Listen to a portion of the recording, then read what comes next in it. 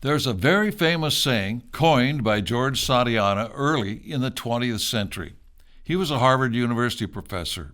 It goes like this: "Those who forget the past are condemned to repeat it." Simple enough. But I would like to alter it a little and say this: those who don't know their past are condemned to repeat it. Let's make this short and to the point. Today, Americans are being deprived of our true history. They don't know history, let alone forgetting it. This is being done by a combination of the inadequate education in our schools, and I mean all of our schools, public and private, including homeschooling, and the controlled and censored media.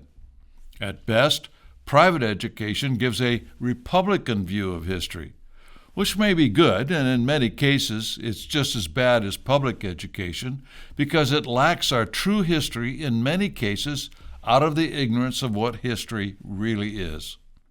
Now let me give you an example of how bad it is, even in the conservative genre on television. A very noted conservative broadcaster last week was going to give us the scoop on Afghanistan and where we need to go from here. The person he had on to do it was Lindsey Graham. If you read my book, In the Shadows of the Deep State, you would see that Graham, as the lapdog of John McCain, had a lot to do with the instability of the situation in the Middle East during the so-called Arab Spring. Graham would be the last person I would go to for advice and the last person I'd vote for. His actions are not what he says. Never look at what a man says, look at what he does, or, for that matter, what he doesn't do.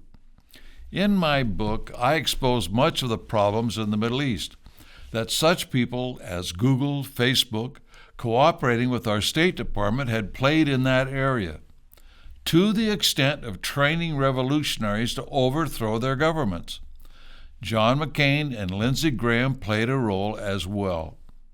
Graham has attended Bilderberg meetings, for those of you who understand the problems with this.